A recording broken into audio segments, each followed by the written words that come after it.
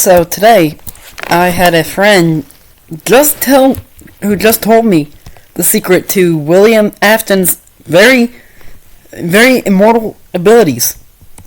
So this one is gonna sound crazy, but for Matt Pat, if you're ever wondering, if you're gonna ever think about this, what if part of the reason why he didn't fully die was because before he spring locked himself, he would do a lot of exercises before he left his home in the Fnaf games and the movies? What if he kept exercising? Like if you're exercising, you know how your heart rate speeds up? What if when William Afton, before he became Spring Bonnie, what if he exercised at home before he died?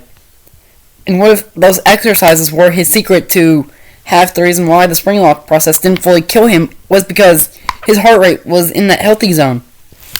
Like, he had it in a healthy area so quick that if he was about to die, he could just slow down his heart rate immediately. Like, think about it. I've got the book. I've got the fourth book. So I went into research in the fourth book about the missing kids. Turns out Step Closer, it turns out that there's another book that's connected to it. Matt Pat, I'm doing this theory for you. So, Step Closer and Fetch. Read book Fetch. Connect that to Step Closer. Read it from how the books go. 1, 3, 4, 2. They go in alphabetical order.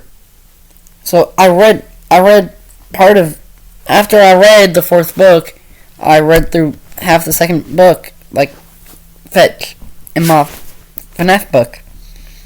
I connected the dots.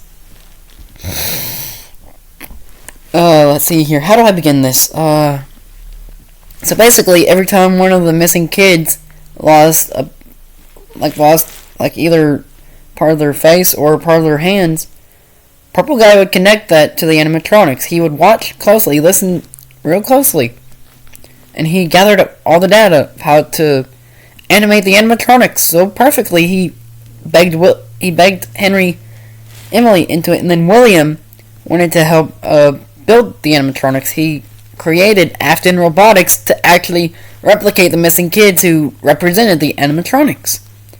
So, in order to do that, he had to either be around one of them or hear like a nearby accident in the book. So, the boy that almost died in the fourth Fnaf book, William was right there with him. When it says a man in a hat who came to save the kid, that was William. I don't know how I knew, but I just saw it. Like, that was William in the book. It describes where William Afton was at the time and place. And then Fnaf Juniors is the death of the crying child. Technically, Chris died and he had no idea where he was, right? So, what if in the afterlife, when he died, he was right there with Fredbear, aka Paul Bear? That's the idea.